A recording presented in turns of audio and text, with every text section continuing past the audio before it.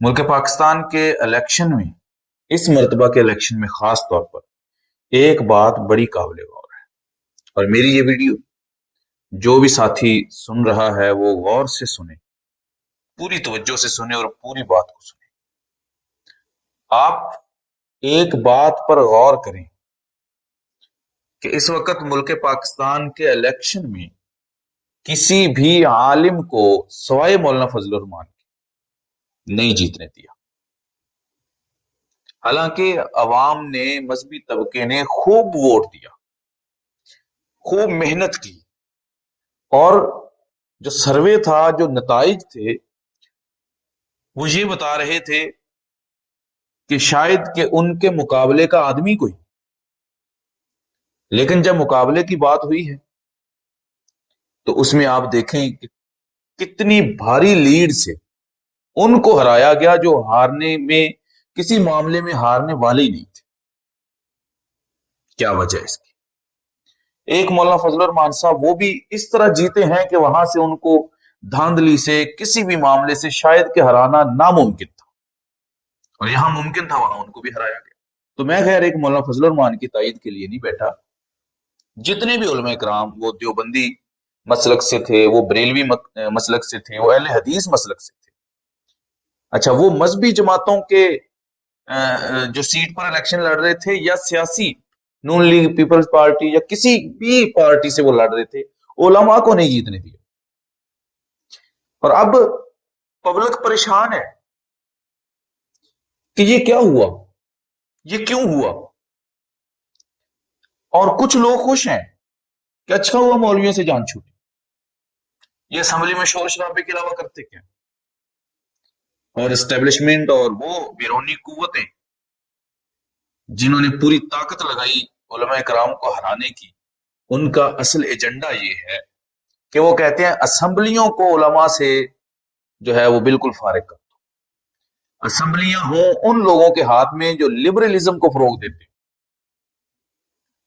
جو جدت پسند ہوں، اور علماء کرام دین کی بات کرتے ہیں، اسلام کی بات کرتے ہیں، داڑھی پگڑی کی بات کرتے ہیں، تو یہ اللہ پر توکل کی بات کرتے ہیں، اور یہ آپ صلی اللہ علیہ وسلم کی نموس رسالت اور ختم نبوت کی بات کرتے ہیں، عظمت صحابہ کی بات کرتے ہیں، مذہبی معاملات میں سر پھنسا کے بیٹھ جاتے ہیں، لہٰذا اسمبلیوں سے ان کو نکال۔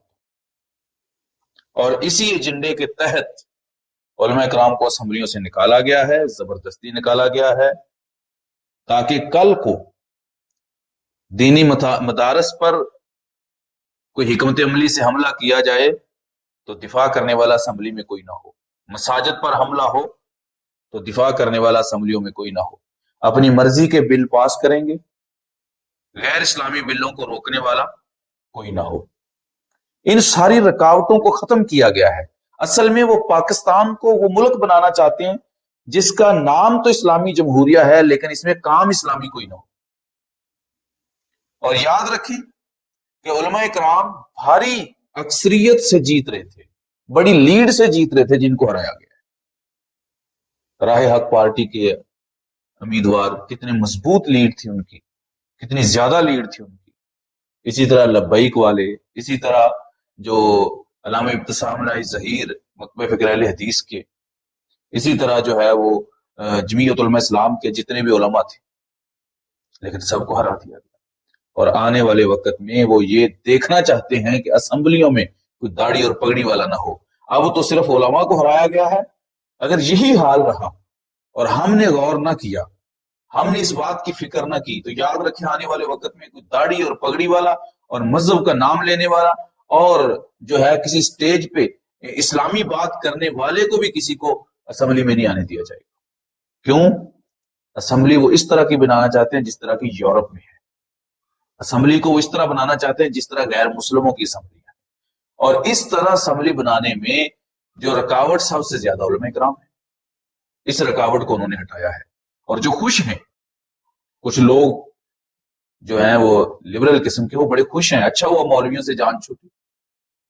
تو میں ان سے کہنا چاہتا ہوں، کل جب مذہب پر، اسلام پر، اللہ کے قرآن پر کوئی ایسا معاملہ آتا ہے جو بہت ہی عجیب و غریب ہے، میں کہنا نہیں چاہتا، اللہ نہ کرے ایسا کچھ ہو، تو آپ نے کہنا ہے کہاں ہے علماء؟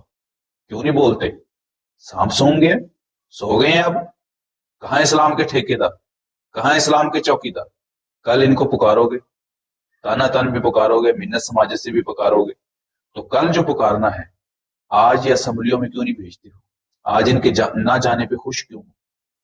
یعنی آج ووٹ دے کر کامیاب کروا کے اپنے ایمان اسلام کا دفاع نہیں کروانا چاہتے، تو کل آج اسمبلیوں میں بے دین، بد مذہب، لبرلزم کو تم نے فروغ دیا ہے، اور کل امید علماء پہ رکھتے ہو؟